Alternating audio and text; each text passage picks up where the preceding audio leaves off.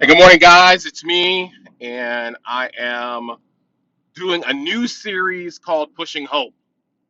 Um, because I deal mostly in addictions, and my whole purpose and direction for a lot of what I do is to fight the epidemic of addictions that are out there, but not just the addictions, but also the co-occurring disorders that come with it. And I know that's a big word, but what I mean by that is the other issues that support or partner with people's addictions, whether it's depression, anxiety, anger, um, self-esteem, health conditions. I mean, all those things.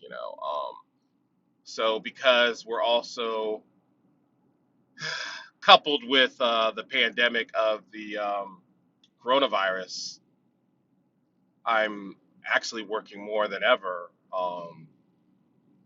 with people. Not necessarily getting paid more because I'm just not going to turn anybody away. So I've been doing a lot of pro bono work for some people that are really struggling. So I'm trying to do my part, but I've always tried to do my part.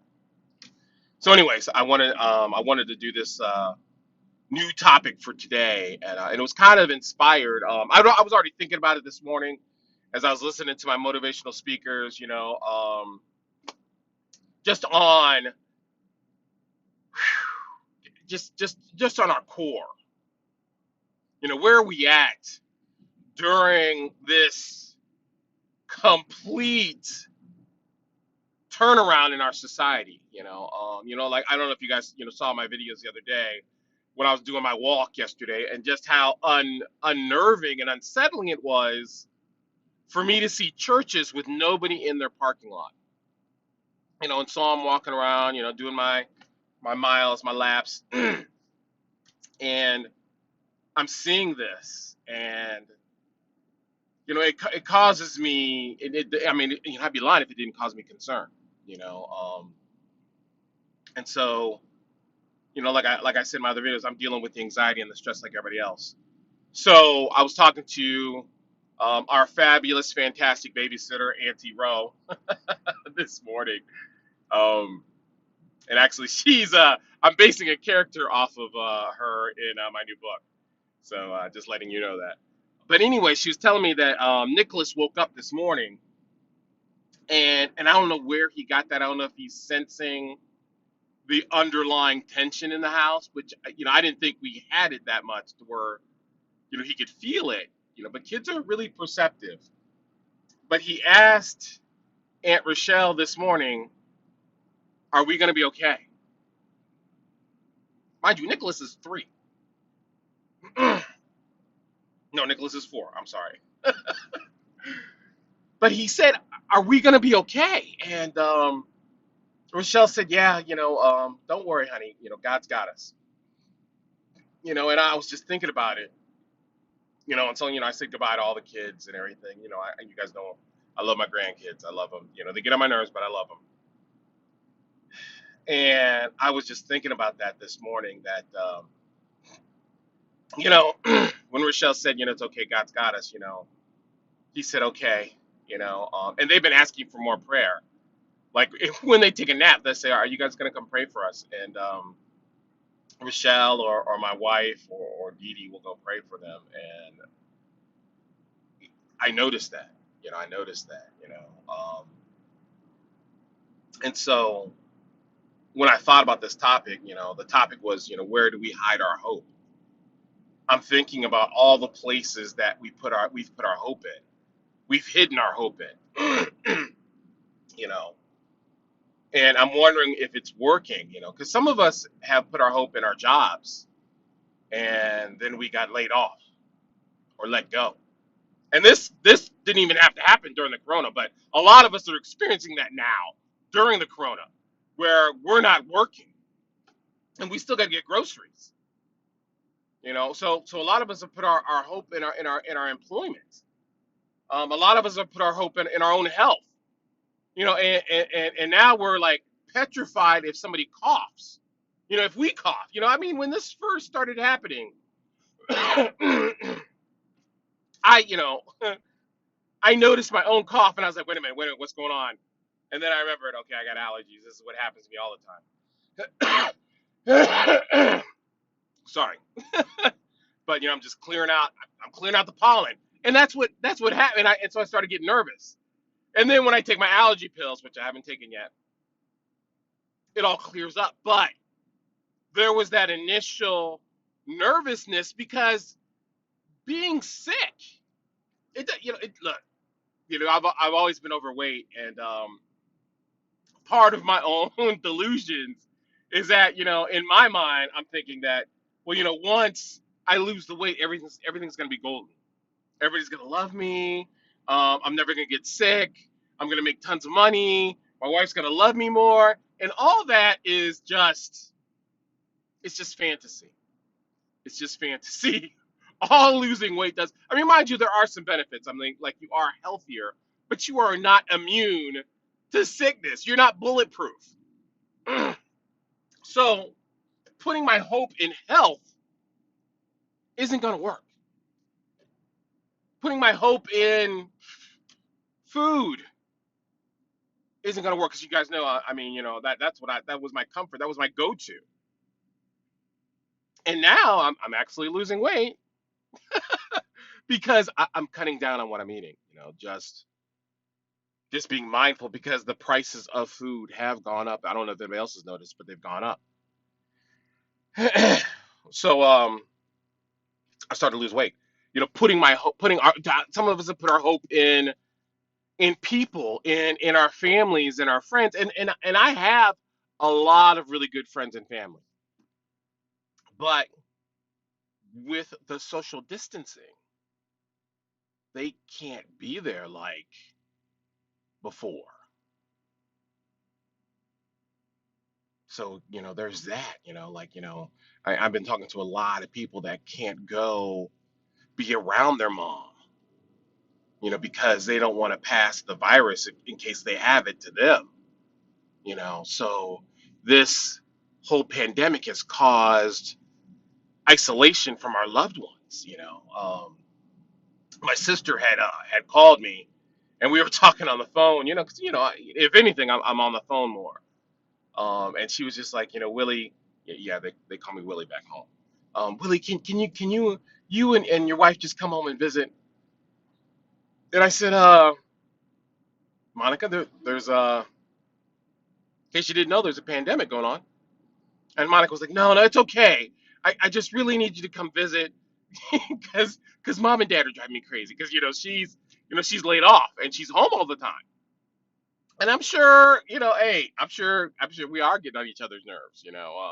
My wife's working from home, and in my mind, I always wanted my wife to work from home, and it's taking some adjusting to because she's kind of getting on my nerves sometimes.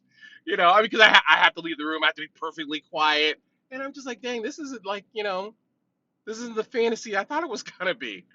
So I'm sure my sister is losing her mind with mom, staying 24/7 with mom and dad. But I told her, I said, I can't come visit. I said, I still work in the public. And even though I'm extremely careful, I wear a mask, I mean, I practice social distancing. I see people one at a time. And I don't see them if they're sick. We just do a phone session, or Skype. But nevertheless, I don't want to come and visit and give something to mom and dad. I mean, that's the deal. And Monica was just kind of quiet. She's like, okay, I guess I understand, even though I don't think she really did. But we can't be with family and our friends like we used to. So for some of us who have hidden our hope in our relationships, I don't know. I don't know. What about having hope? I mean, of course, I'm a Christian, and you guys know my faith and I believe. But I'm even going to test that, because some of us will easily say, well, I put my hope in God. It's like, okay, that's cool. Um, But what happens when God says no? Or what happens when he says not right now? I mean, because, let's be real. Christians are not exempt from the coronavirus and the effects of it. You know, we've lost our jobs too. We've lost loved ones to this too. And we've still prayed. We've prayed against it. Come on. I don't know anybody who has a loved one that has gotten the coronavirus that didn't pray for them, and not everybody made it. So what happens when we put up a prayer and the prayer doesn't come through? You still lost your job. You still lost your loved one. What happens? Is my hope conditional upon all those things? Is it conditional upon? I mean, does God work for you? I mean, if He does, hey, I need your number. Uh, but He doesn't work for me. In fact, none of these things should I put my hope in. So, I'm sure people are like, well, what's the answer? Well, what's the answer?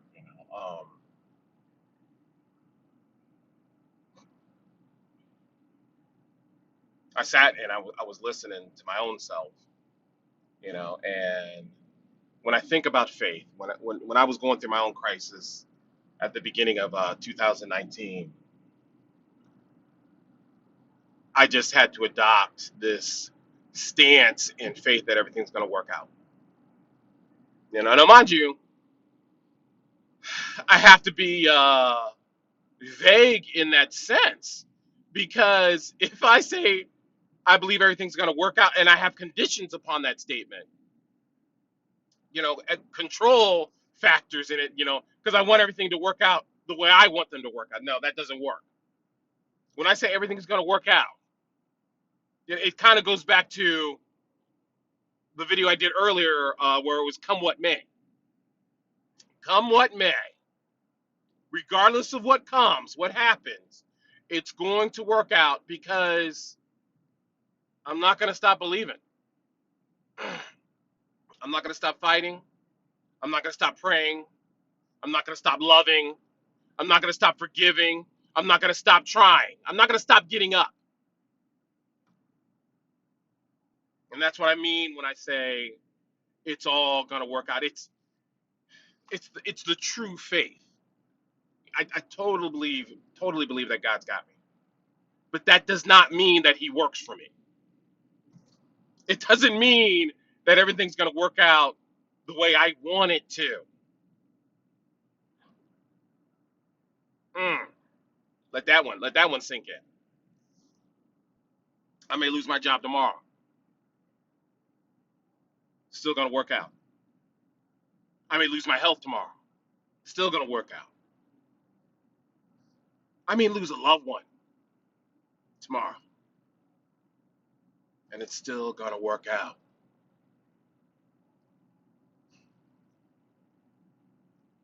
I mean, and yeah, that's when it gets intense. That's when it gets serious. That's when you really truly make that commitment to believe and to not falter. That doesn't mean you don't have fear. It doesn't mean you don't have anxiety. Doesn't mean that things happening doesn't make you nervous. But it means that we're not going to stop. We're just not going to stop. We're not going to stop believing. We're not going to stop believing in hope. And that's why this series is called Pushing Hope. And I just wanted to help everybody just kind of really think about, okay, where have I hidden my hope? Is it in a place that's substantial and bulletproof? Or is it something that's temporary and unstable?